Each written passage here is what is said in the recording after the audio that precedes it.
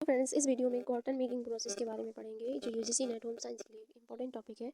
इससे एग्जाम में क्वेश्चन आता है और ये सीक्वेंस में पूछा जाता है कि इसके बाद कौन सा स्टेप होगा। तो बिल्कुल सेम एज इट इज़ याद करना है इसके स्टेप की। कॉटन कल्टीवेशन के बाद हार्वेस्टिंग आएगा, गिनिंग आएगा, क्लीनिंग आएगा, तो इसका हमें सेम बिल्कुल प्रोसेस याद करनी है। तो चलिए हम स्टार्ट करते हैं।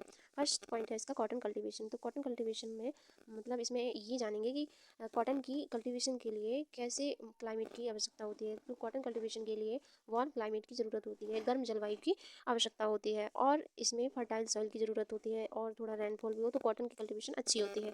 सेकंड इसका पॉइंट है हार्वेस्टिंग एंड पिकिंग। जब इसके जो बॉल्स इसमें लगते हैं, जो इसमें सीड्स होते हैं, जब वो मैच्योर हो जाते हैं तो उसको मैनुअली भी हार्वेस्ट कर लिया जाता है और मशीन के द्वारा भी हार्वेस्ट कर सकते हैं।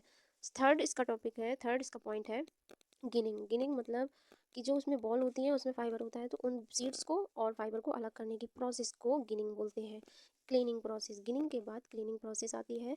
जब गिनिंग होती है तो उसमें फाइबर में धूल और लीव्स के टुकड़े हो जाते हैं, तो क्लीनिंग प्रोसेस में उसको साफ़ कर दिया जाता है।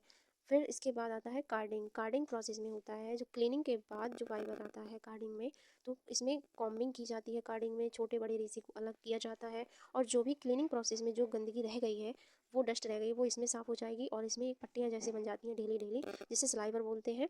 और इसके बाद ये स्लाइवर स्पिनिंग के लिए जाती हैं। इसका नेक्स्ट जो प्रोसेस है वो है स्पिनिंग। स्पिनिंग प्रोसेस में होता है जो भी वो स्लाइवर आई हैं वो उसको तेज़ी से ट्विस्ट किया जाता है जिससे यार्न बनकर तैयार होता है।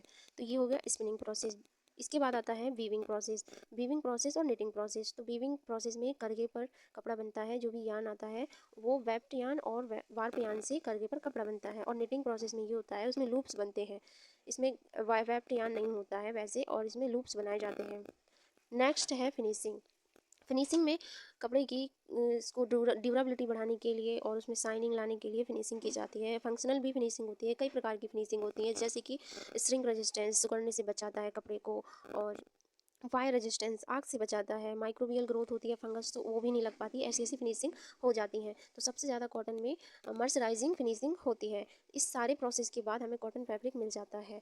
तो आई होप आपको ये टॉपिक समझ में आया होगा और ऐसे ही टॉपिक के लिए आप मुझे कमेंट करिए एंड वीडियो अच्छा लगे तो लाइक एंड शेयर करें एंड थैंक यू।